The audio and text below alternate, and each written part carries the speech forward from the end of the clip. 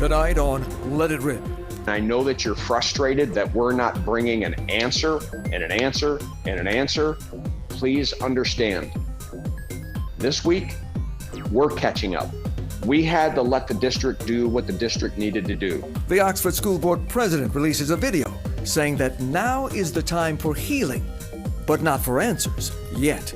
In the meantime, talk of lawsuits against the district over the deadly shooting have already begun. But first, trauma never goes away, and each community deals with it and heals at their own pace and in their own way. She led her city through the same kind of horrific tragedy just a few short years ago. Tonight, the former mayor of Parkland, Florida, with her thoughts on how Oxford can again stand strong.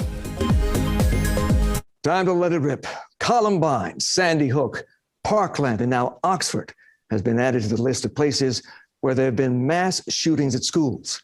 Of course, no one feels that pain more than the families of those killed and wounded, but all of us are affected. Tonight, Charlie Langton and I are talking to two leaders who have to find a way so that the entire community can heal. We're joined by Oakland County Executive Dave Coulter and the former mayor of Parkland, Florida, now a state representative, Christine Hapchowski. They've spoken over the phone, but we're bringing them together now for the first time via Zoom. Dave, I know, like a lot of us, you said a prayer, shed a few tears after the tragedy in Oxford, but I also know that one of the first calls you made was to the former mayor of Parkland, Florida, the scene of another school shooting. Why? Well, sadly, Chris and I are part of a small, unfortunate fraternity of leaders who have had to address a school tragedy in their communities. And I've been in an elective office for 20 years, but I've not been through an event quite like this. And knowing that she has been through what happened, the horror that happened in Parkland, I knew instinctively that she would have some advice for me and some thoughts and just share what happened there. And we've had a couple of really good conversations, and I appreciate what she offers and the perspective that she brings from the incident in Parkland. Christine, it was back in February of 2018 when 19-year-old Nicholas Cruz took the lives of 17 people at Stoneman Douglas High School. Cruz eventually pled guilty. But is the city still in recovery? Yes. First of all, thank you for having me, and thank you for having this discussion. Yes, the communities are forever in recovery. And it doesn't mean they don't move forward, but there are challenges ahead. This is a trauma that no child, no parent, no one should have to experience. And unfortunately, it's something everybody carries with them for the rest of their lives. Well, as evidence of the fear and anxiety, Dave, as you tried to hold a visual last Friday, there was near panic when someone collapsed in the crowd. And then we're also getting dozens of students calling in fake threats even now. People's reaction to this, first of all, at the vigil, of course, our nerves are raw. We're wounded and we're frightened.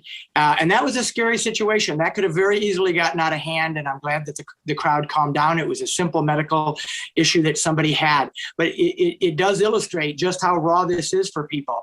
And this rash of copycat threats and school closures is really disturbing. And it's one of the things that Chris and I talked about, because I had been briefed that this was likely to happen. But, frankly, I don't know that I expected the intensity of it, the number of threats, the number of schools that felt intimidated and felt the need to shut down. And one of the things that Chris shared with me is that they had a very similar experience in Parkland. Can I ask either both of them or one of them? There's a media presence like we've never seen maybe in Oakland County in a very long time, in a very small city of Oxford. I've been to Oxford way before this incident. I love Oxford. But I do sense, though, and I've been there, I think, 5 times now since this tragedy, I do detect there's a little, and I'll just say it's media fatigue. Are we overdoing this, Dave Coulter or Christine? If I could just jump in. So Parkland was a city that neighboring cities didn't always know where we were. We're a very small city, and the media descended on our community as well. It can be a lot for a city, but I think it's important that the media coverage, I don't know that it can be too much if it's done in a very thoughtful and sensitive way, really focusing on the human story. We don't talk about the killer. I don't say the killer's name ever. I speak about the families. After the tragedy, I spoke about our community and the resilience and the way we could come together. I think it's important that we do talk about the aftermath and the families that are affected by this, the students that are going to be affected by this, because it's so easy to talk about school shootings in kind of an abstract and forget the humans and the people who are dealing with this and will for a long time to come. And so I don't think we can talk about that enough. And I would just add, the media has a role to play here, and there may be some fatigue in a small town like Oxford. I think it just goes with a tragedy like this. I've heard that, all the politicians that are showing up, maybe there's some fatigue around that. But I think at the end of the day, if we're there and demonstrating that we're there to help, to bring resources, to share information, which the media does, to tell the stories of these people, then it's my hope that they will understand that we're there not for the spotlight or the sensationalism of this tragedy. No reasonable person wants to do that. But the reason I show up, and the reason I think you all do too, is to share information, share resources, and help people understand that the community cares about, the broader community cares about them and wants to support their recovery. Yeah, and if I could just add to that, in the first days afterward, everybody's kind of in shock. And so while we might be communicating information, that's not always being understood by everybody or remembered by everybody, because trauma does affect memory. It affects a whole bunch of things. And so it's important to keep that information out there for when people are ready to get the help they need. And that's very important. Well, sadly, there seems to be a common thread in the kind of student who also becomes a killer. He's almost always a young man fascinated with guns. Nicholas Cruz made a video talking about his plans to massacre his victims. And here in Michigan, Ethan Crumbley is accused of doing the same thing, but in both cases, signs were missed. And that's signs were missed. We failed. We failed those 4 students who were killed, and in a different kind of way, we failed that killer as well, because clearly from the evidence that we've seen, he was crying for help as well. And the fact that he didn't get that he wasn't stopped sooner, and I'm not casting blame or pointing fingers, but as a society, we failed him too. And he's culpable, and he's gonna pay for this crime for the rest of his life. But we do have to have serious conversations coming out of this. We owe it to the victims to have serious conversations about how can we identify kids in crisis sooner? How can we make sure they don't have access to weapons that can kill people, and that they get the help that they need so that they never do this in the first place? Yeah, and just to add on to that, it's really important. We had an MSD commission after the shooting, and they talked about best practices about how do you identify these students, these potential killers, and then who do you go to, who do you say something to, and what's the process to make sure it doesn't fall through the cracks. And I think that's really important, because everybody says, well, it wouldn't happen here. I'm so sad it happened there, but it couldn't happen here. And I think we're seeing it can happen anywhere and everywhere.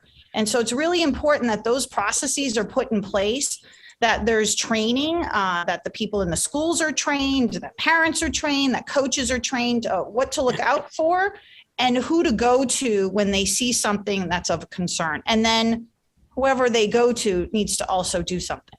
And to that point, I just want to say this, because there's going to be a lot of people debating a lot of solutions and what we should do and how we should change our gun laws, or what, and the whole gamut of that. But I will make this commitment. We're going to make sure that the solutions that can actually make a difference in preventing these things, we're going to have the resources for. We owe it to the families in Oxford and families across the county and the country to make sure that it's not a money issue. And so one of the things the mayor and I talked about is how do we get grant funding from the feds and the states and from our own budgets, but we can't let money be an obstacle. And we're gonna lean in on the resources that we need to support this incredible work that we all need to do. So how do we stop another Parkland or Oxford from happening again? Is it even possible in an American culture that worships guns? Of course, it's possible if you have the procedures in place to make sure that you're identifying potential threats and that you're doing something to mitigate those potential threats. You should have threat assessment teams in the schools. We need to be making sure also that people have the resources and the services they need when they are in trouble. There's a side, and sometimes people who have tendencies for suicide also end up killing more than themselves. So there's a lot of work that can be done, but the systems need to be in place. People need to be educated on what to look out for, and they need to have a process in place to handle that. And Hugh, I'll just say, those of us who go into elective office, we like to think of ourselves as problem solvers. We didn't get here just to keep a seat warm. We're trying to figure out how to make our communities better. So I absolutely believe that there are things that we can do. But what we have to be willing to do is put aside our preordained political partisan views and have honest conversations with each other about what really works, what could really be effective. She mentioned threat assessment teams. Every school should have a threat assessment team, and those require resources. That ought to be something we can get behind. Maybe some more secure guns in the homes. Let's have that conversation. I would invite every legislator, because this will be debated in Lansing as well, to try to put aside what you already believe you know about violence in schools. And let's really have a meaningful and honest conversation about what we know could be effective in reducing. We're never going to eliminate them, but reducing the likelihood that this could happen again. Thank you so much for your time. We are all in this same sad family right now, trying to heal from our emotional wounds. Thank you so much. All right, stay with us. When we come back, we've got a panel of experts to talk about the legal challenges ahead, both criminal and civil, plus the role of public relations in this very difficult situation. Welcome back to Let It Rip. Right now, Charlie and I are joined by attorney Vint Johnson, who specializes in civil litigation, public relations executive Mac Friedman, plus defense attorney Lillian Diallo, who's handled a wide range of criminal cases. But we begin with Clarence Doss, the attorney representing the artist now under investigation for helping James and Jennifer Crumbley briefly run from the law. First of all, Attorney Doss, no charges filed against your client yet, Andre Shakur. Give us an update. Is he still under investigation? Where does the case stand? Well, we spent the whole week meeting with law enforcement officials. We spent 2 hours with the Oakland County Sheriff's Office. We spent another hour at their home turning over any device that they asked for. And I really believe that there's no evidence to support a charge. My client's a 65-year-old Polish immigrant to the US whose whole life revolves around art in the city of Detroit. He knew the Crumbleys through their joint ski efforts at Pine Knob. And on this occasion, Jennifer Crumbley, the mom, asked him to come down to the studio, or she could come down to the studio to avoid the media publicity that would come down when there are charges. When they got there, there were no charges issued. There was no press conference. My client was working and left throughout the day, not watching the news, not finding out what's going on. And when he finally found out that there were charges, they told him their lawyer was arranging a chance for them to turn themselves in.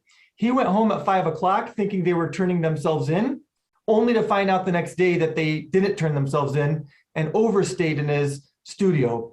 The minute he found that out, he went to Detroit Police, Oakland County Sheriff, and even his local police department to give them information.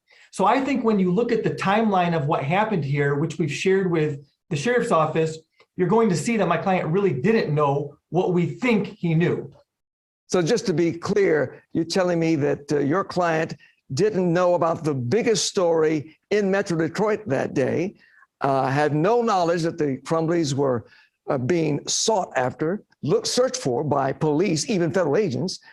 And you're also saying that their relationship was simply one of friendship? Yeah, he certainly didn't know that they had warrants for their arrest at some point that day. He knew, of course, about the tragedy in Oxford. We all knew about that. And he, in fact, had conveyed to them earlier in the week his first contact in a while, which was, I'm sorry to hear what happened in Oxford, not knowing that they were involved in it.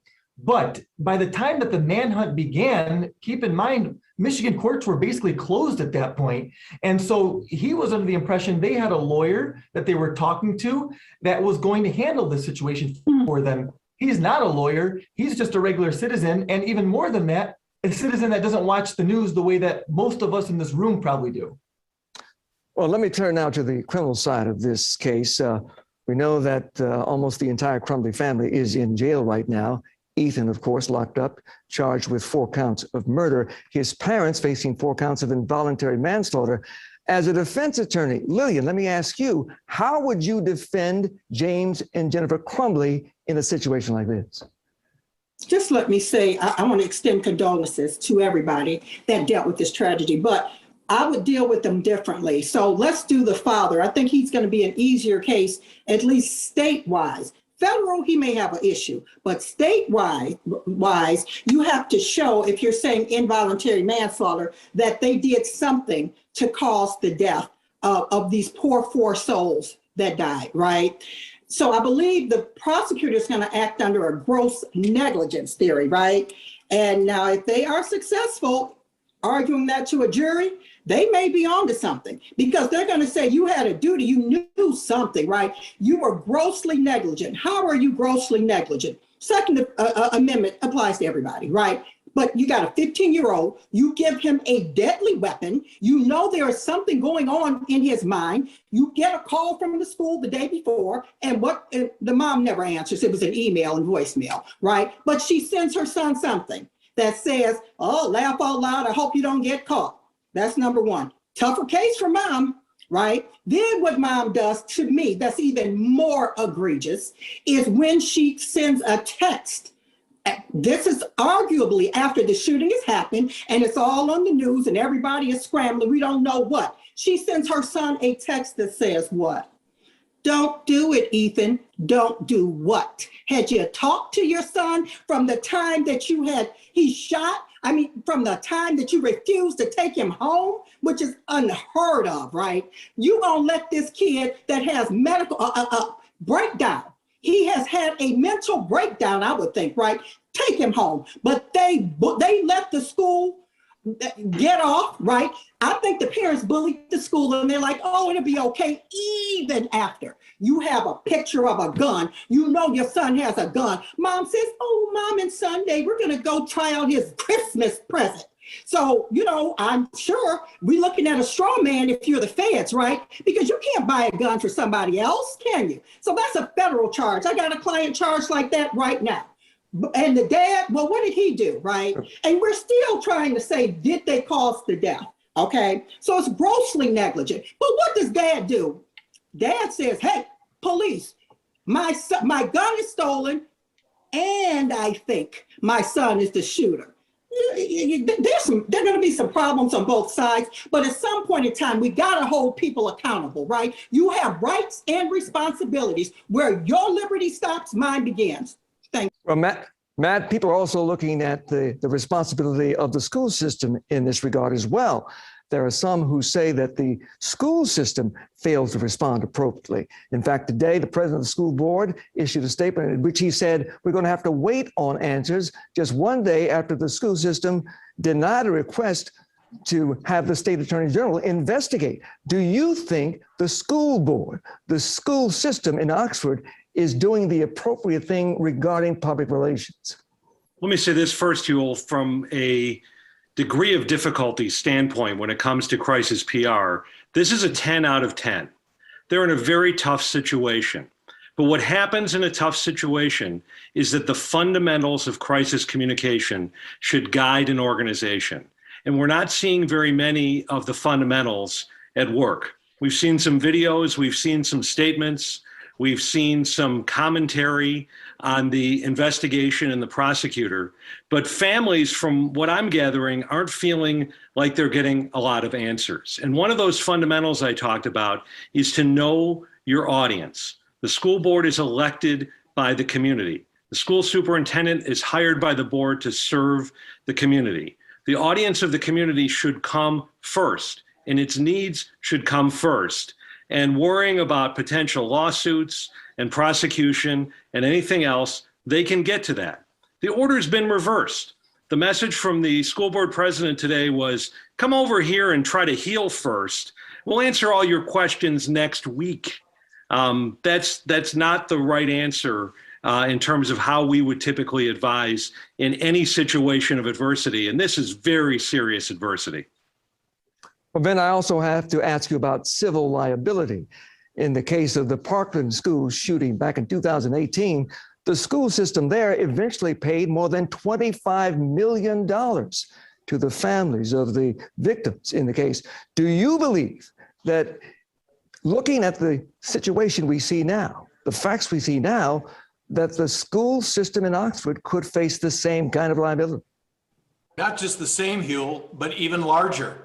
What they didn't have in Parkland is all of these, sorry folks, smoking gun of what we had here in Oxford. You had 2 different days that the school district had the absolute duty, let alone wherewithal, to intercept, if you will, this whole thing. But I heard Lillian talk about a mental breakdown. Well, apparently the school district couldn't identify a mental breakdown when it was happening right in front of their faces. You had drawings of a shooting, a kid shooting people with blood, Huell. That was the day after the cell phone. He's looking up ammo. What else did they need? A letter saying, I'm going to kill all these kids at school today? The school has incredible liability. Parkland, I can assure you, was because there was a $25 million insurance policy. I have no idea what Oxford is, but they're going to need about 10 times that to absolutely pony up and be responsible for what they did here. Charlie Langton, how do you see it? I see, let's go to the criminal side first of all. I think one of the big problems is the fact that let's go to the parents' case. The fact that they flee, I think, is an absolute problem here. I understand the artist may not be charged. I think that would happen. I don't know if the artist did anything, but believe me, those parents knew that they were being after and they wanted to be talked to by the sheriff, and they fled. They knew there was an arraignment, maybe it was 2 o'clock, 3 o'clock, what? They knew, and yet they fled and they hid. And as I understand the facts, the artist left the artist studio at 5 o'clock and the parents were still there. There's not even a bed in that place. Give me a break. They were hiding, and that alone. Lillian, you're a great lawyer, vet, everybody. To me, I want to see a lawyer defend that. And I think that's going to be a real problem on the criminal side. As far as the civil side goes, I think there are a lot of problems here in the way that the protocol was done. They didn't even get it to an assistant principal, let alone a principal. You've got a kid who's drawing pictures of guns. You got a picture, a kid almost screaming out. And then you've got the parents apparently running the show. And apparently the school system said, go back to class because you didn't want the kid to be left alone at home. Keep the kid in the principal's office or the Call the cops, office. Charlie. Call the cops. Civil side, I think 25 million is a good opening offer on this case. And let's understand, too, that Ethan Crumley tried to explain those situations to the administrators. He said that he drew those pictures because he was planning to make and create a video game. He said he was looking for ammunition because it was a hobby that his family participated in, target practice. So you have a young kid here in that room who is obviously smart enough not to reveal his hand to the adults. If that would have been a Black student, they would have had the police out there to meet that person. They would not have given a choice. Thank you, Lillian. Home or not. So Amen. No justice, no peace. All right. All right. Look, panel, we thank you for your comments and your insights. Stay with us. Hopefully, we'll have time for final thoughts. Time for final thoughts. Charlie. There's a beautiful memorial in front of Oxford High School. It's beautiful where the people wrote so many things it almost makes you cry. The village of Oxford is screaming for some type of closure, some healing. It's going to take a long time, and we all have to get together. But I do think we need some consistency that I don't see necessarily now in Oxford. But please, we have to have some kind of closure to help this community heal. Well, Charlie, as we heard from the mayor of Parkland, Florida earlier in this show, that healing will take years. because it will take an entire community wrapping its arms around each other to find peace and justice. Thanks for watching. Let it rip.